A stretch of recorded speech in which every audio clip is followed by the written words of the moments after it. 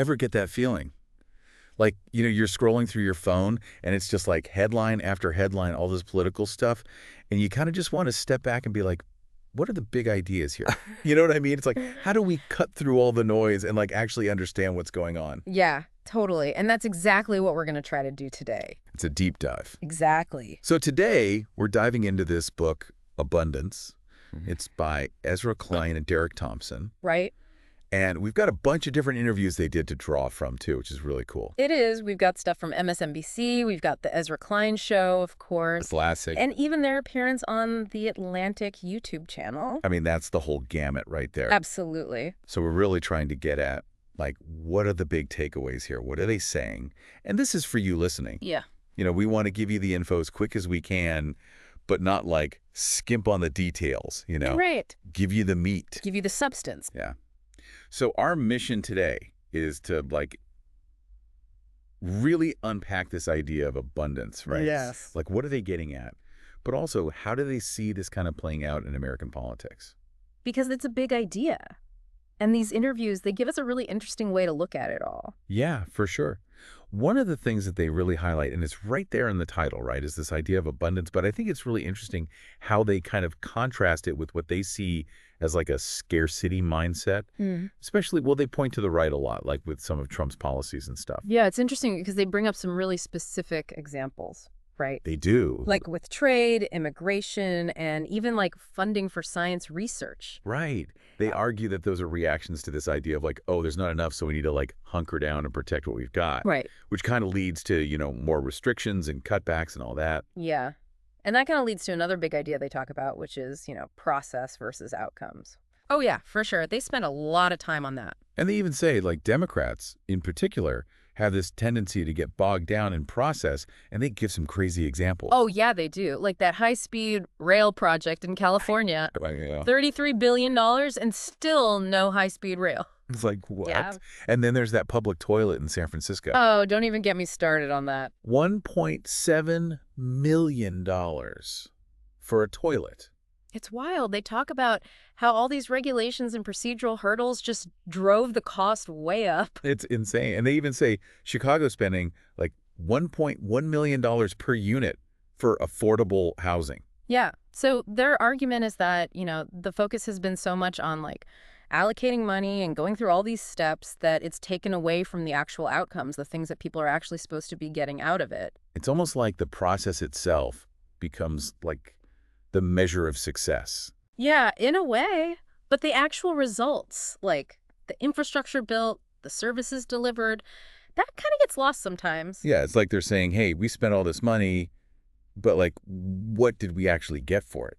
Exactly. And I think that's something that a lot of people can relate to, right? Like, have you ever felt frustrated with how the government spends money or how long it takes to get things done? Oh, all the time. Yeah. I mean, it's like we all want to see our tax dollars actually doing something good, Yeah, exactly. Like building things, helping people, not just disappearing into a bureaucratic black hole. Right, exactly. And so I think that's why this idea of abundance is so interesting. Yeah, so let's dig into that a bit more. Like, what is their vision for abundance?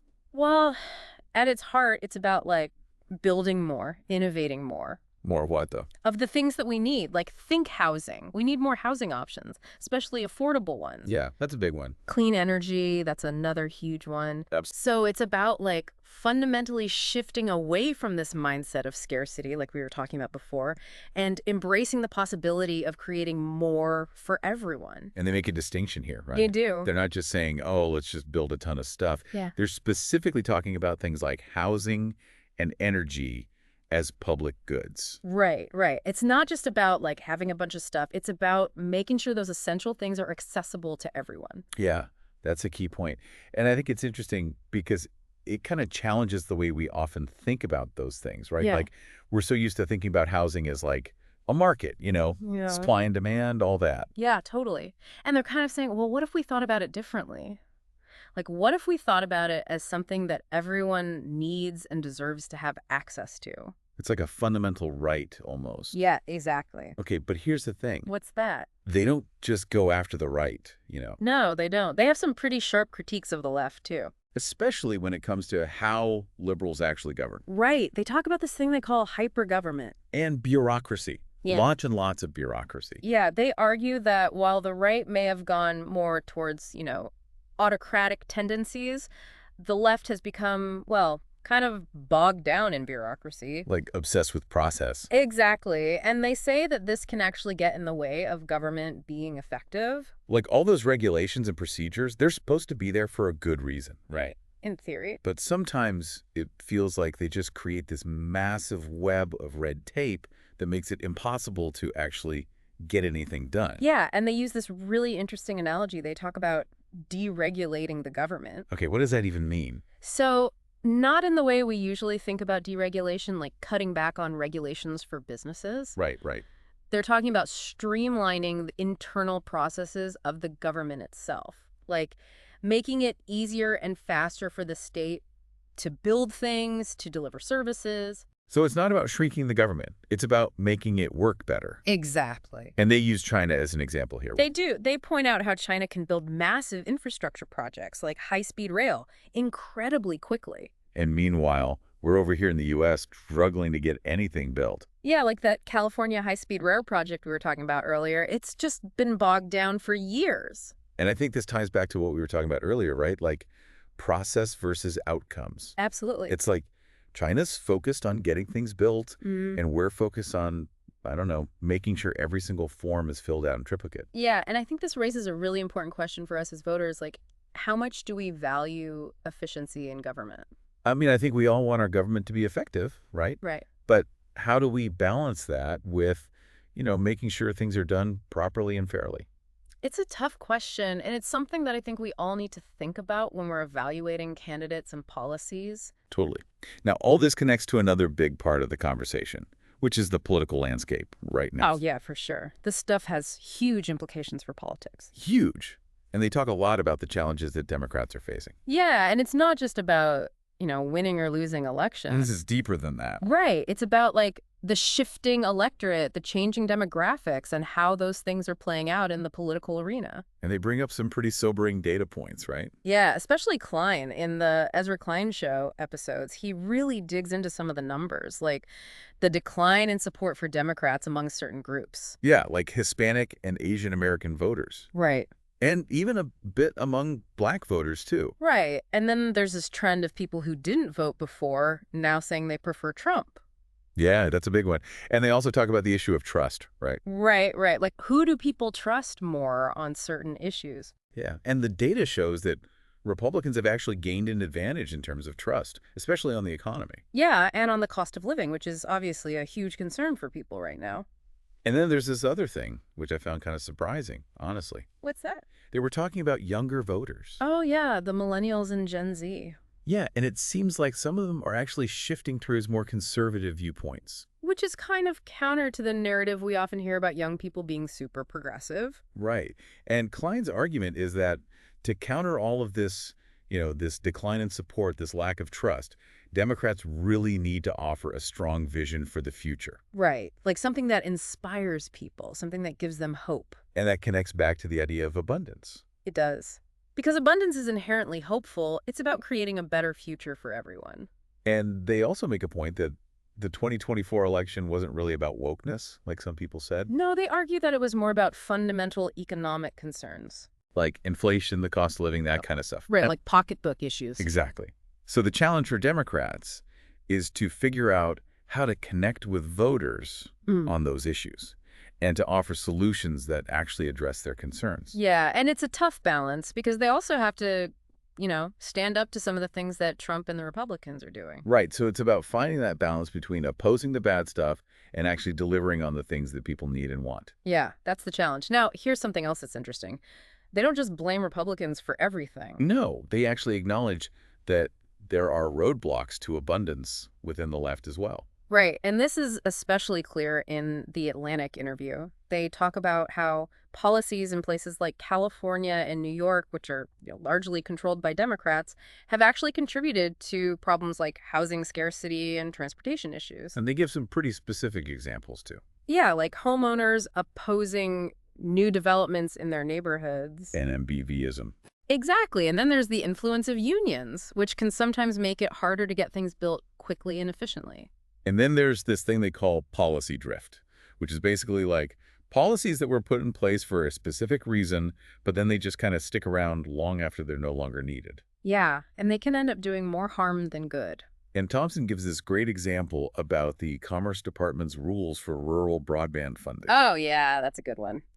He talks about how all these well-intentioned rules and regulations actually ended up making it harder to get broadband to the rural communities that needed it. It's like the process got in the way of the outcome again. Exactly. And this is where they make a really provocative statement. What's that?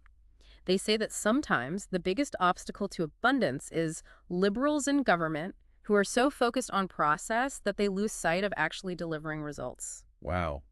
That's a pretty bold claim. It is, but I think it's something that we all need to grapple with. Like, how do we make sure that our government is both fair and efficient?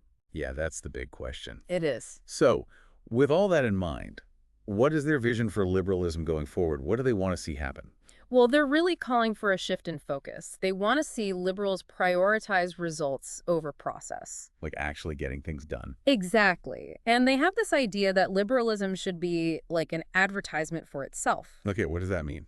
It means that people should be able to see the positive effects of liberal policies in their own lives. Like they should be able to say, hey, my life is better because of this policy. So it's about making the benefits of liberalism tangible and real for people. Yeah, exactly. And they contrast this with the situation we have now, where a lot of people, especially in more conservative areas, don't really see those benefits. And that's where the narratives about, failing liberal cities come from. Exactly. Because if people don't see the positive outcomes, they're more likely to believe the negative stories. So it's about proving the value of liberalism through action. Yeah, showing people that it can actually make their lives better. And finally, they tie all this back to the bigger picture. They do. They talk about how the politics of scarcity can lead to illiberalism and division. Because when people are afraid that there's not enough to go around, they're more likely to turn against each other. Right. And they see abundance as a kind of antidote to that. Like a positive-sum game where everyone can win. Exactly. Because when we focus on creating more, we're less likely to fight over scraps. And they argue that this idea of abundance aligns perfectly with core liberal values. Yeah, things like equality, opportunity, progress. So it's about recapturing those values and offering a vision of the future that is both hopeful and realistic. And that's the challenge for Democrats, to articulate that vision and to convince people that it's possible. Well said. So that was our deep dive into abundance. We covered a lot of ground today. We did. We talked about process versus outcomes, the vision of abundance, the challenges within liberal governance, and how all of this ties into the current political climate. It's a lot to think about. It is. But I think it's important to engage with these ideas and to consider how we can build a better future for everyone. And on that note, I want to leave you with something to ponder. Think about the specific issues we talked about today, like housing affordability and infrastructure development. Right. How are those things playing out in your own community? Are you seeing examples of process getting in the way of outcomes? And what would a genuine commitment to abundance look like where you live? What are the obstacles and how can we overcome them? These are tough questions, but they're worth asking. They are.